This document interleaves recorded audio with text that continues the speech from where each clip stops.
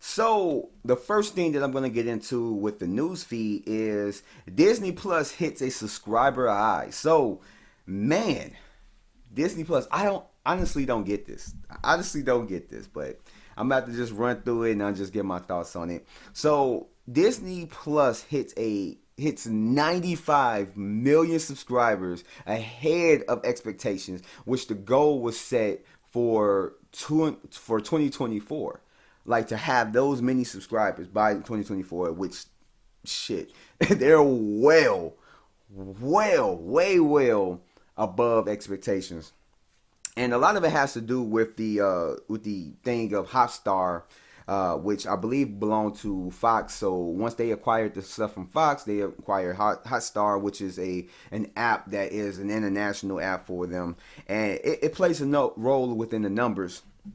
And these numbers really did increase around the time of Mandalorian season 2, which I had just discussed.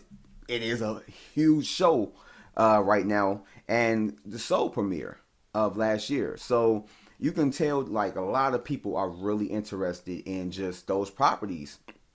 From Mandalorian, of course, is a great show, and then Soul was a great movie.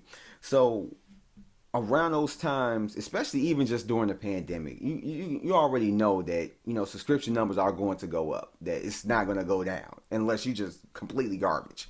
But also ESPN nearly doubled from a year ago and is at a number at 12.1 million. Hulu now sits at 39.4 million subscribers with 4 million to its live TV bundle, which is crazy. And it shows that like the investor day meeting really did work because they're doing like a lot of crazy stuff.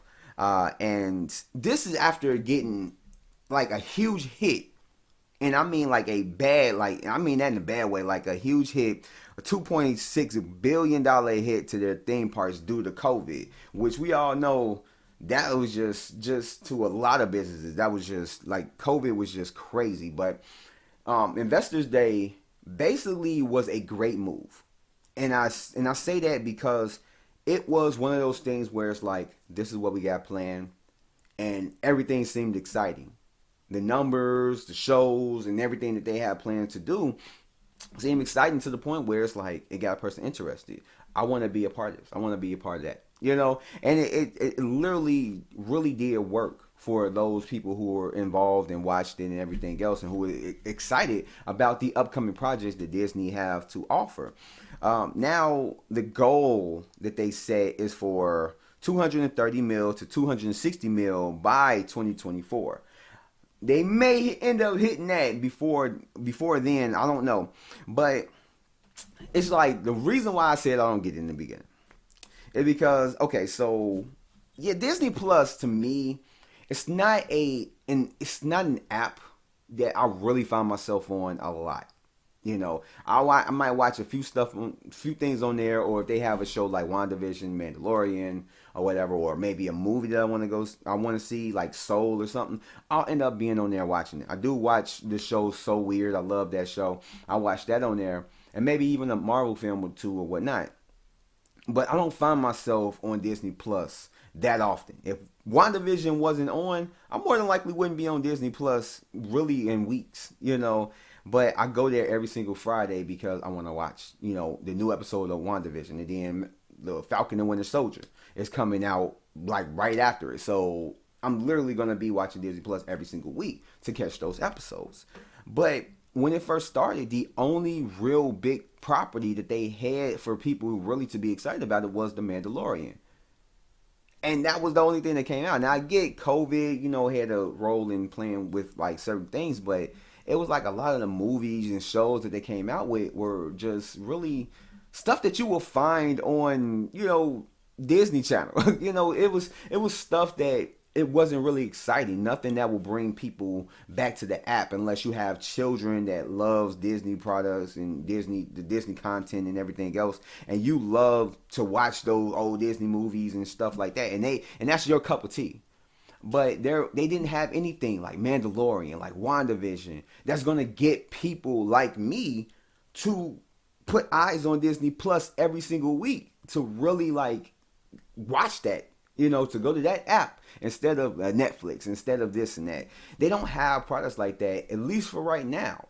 And that's what made the Investors Day call, or the announcement, so exciting, because it shows that a lot of, not even just the movies, but shows that they are going to be putting, they are going to be putting the streaming, they call it direct to consumer model in effect. And COVID really just kind of like steamrolled it, just kind of like pushed it along and right ahead of schedule. More than likely, they're going to roll it out slowly and, just kind of build up to it. But now it's like, yo, this is the perfect time. Let's go ahead and just go straight forward with it. Let's just hit. Let's just go ahead and hit it, so. But I had a big problem just with like Disney Plus. It was like, is it really worth having? But obviously, I myself, and maybe in a sense a handful of people, really had that sentiment, because with the number growth that they've had, and a lot of people probably didn't really care to even watch the Investors Day announcement when it was on, because it was like a 3-hour thing.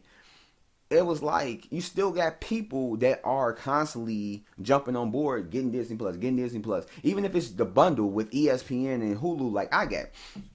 You got people that are still invested in watching what they're doing with Disney, and it's just crazy. Like, I mean, I guess they're doing everything right. I can't even complain. It may not be in my favor, at least right now. It's slowly building up with Mandalorian, and the Mandalorian seasons, and WandaVision now, and now Winter Soldier, and everything looking like it's starting to get a little bit better as far as like the content that I want to personally watch, the new content that I want to personally watch. But yeah, I mean, hey, there's nothing to frown at. It's nothing to frown at. I'm glad that they're doing good, and hopefully they find an avenue to where they are, as far as content, just as big as, I'm talking about like new content, just as big as like, Netflix, and how they be dropping down stuff and everything else. But in any case, that will wrap up my thoughts for that.